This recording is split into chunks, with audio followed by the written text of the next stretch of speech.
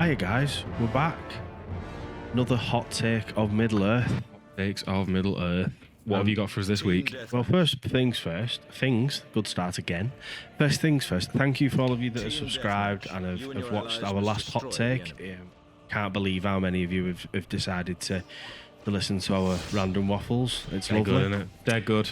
Absolutely loads of people. It's lovely. But this week, I'm going to explain to you as to why Pippin is the real hero of Lord of the Rings. Pippin is the real hero of Lord of the Rings. Yes. Right, okay.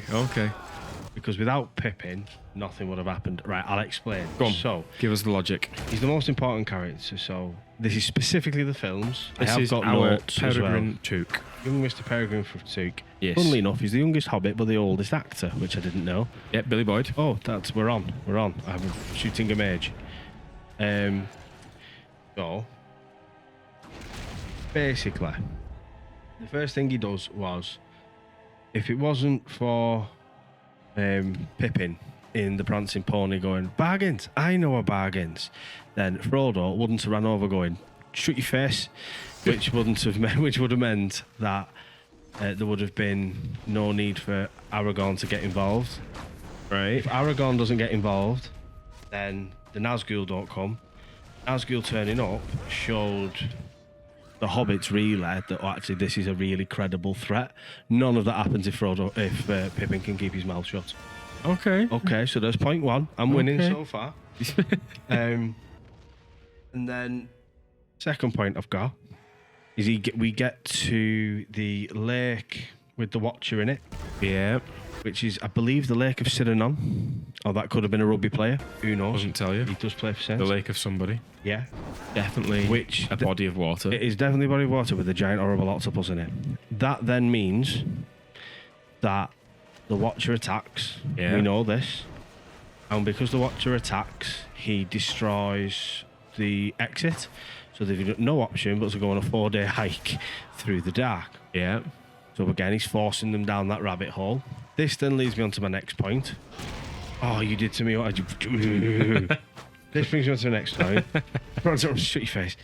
Pippin decides that that arrow that's in a corpse is actually a key for him to twist and send it down an alleyway.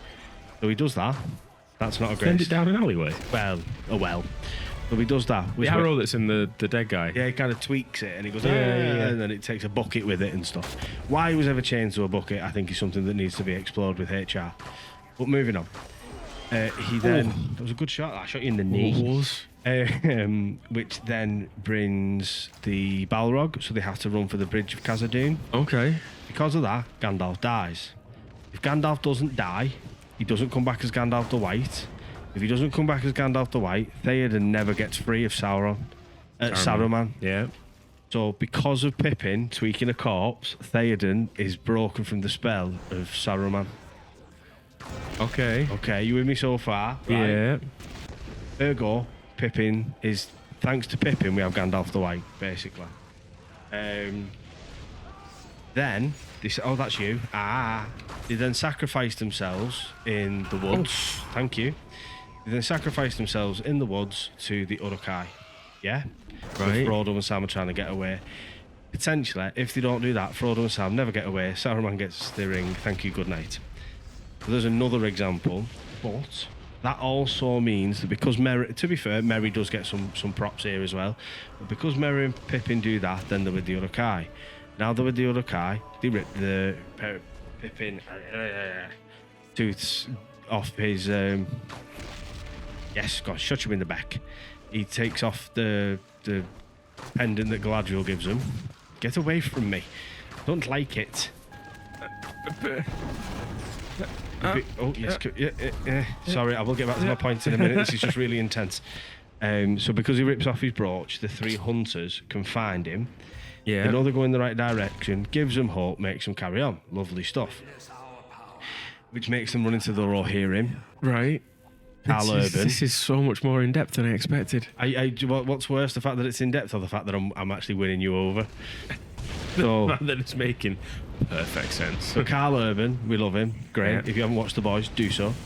He then, turns up, points them in the direction. And then, great bit, everybody who's ever watched Lord of the Rings gets to tell everyone that hasn't that Aragorn broke his foot. Yeah. But by the by of that, oh no, you're Aragorn, that's horrible. So then that allows them to link up with Gandalf the White because they go and look for the body pile, which means that they can, you know, they realise what's gone on. Link up with Gandalf the White, which then means they end up at Helm's Deep. And so, again, Gandalf the White then goes to Theoden. Helm's Deep happens. Ultimately, they save Helm's Deep. With, you know, the help of some of the elves and stuff. I'm not saying it's just because Pippin helped get them there, but... And finally, they make the Ents go to war. They do make the Ents go to war. Pippin is the one that says, the closer we are from danger, the further we are from harm. So, because of Pippin, the Ents go to war. Freebeard agrees to go and help. Yeah, which basically get in.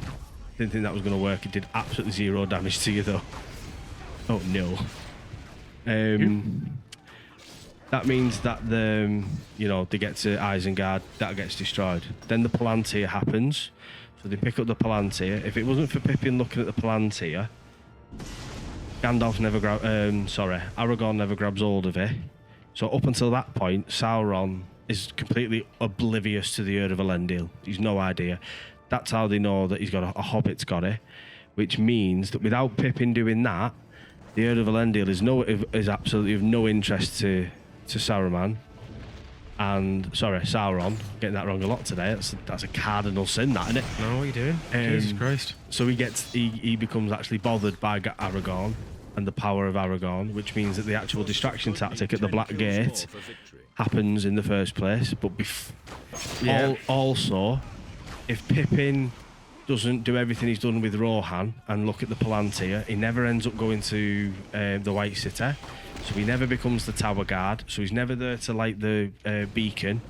So pretty much, Jesus Christ, the White City collapses because the Rohirrim never turn up at Pelennor Fields and hold off the Mumakil, which means no beacon, no Rohirrim. Finally, Merry and Pippin get to the Black Gate, and fair play to him, Aragorn runs out. Who's the first two backing him? Merry and Pippin. Pippin is the most important person in Lord of the... I mean, tell me I'm wrong. that is a mic drop moment. I am genuinely very impressed. But you still think I'm wrong? No. Everything there makes perfect sense. That's fucking ridiculous. Or, I'll ask you one question. Who's the most important person in Lord of the Rings? Pippin. Yes! Yes! It is, I'm right. We'll see you next time. Thanks for that. Fuck Let me. us know what you think in the comments below. Am I right or am I talking shite? That's epic. See you later.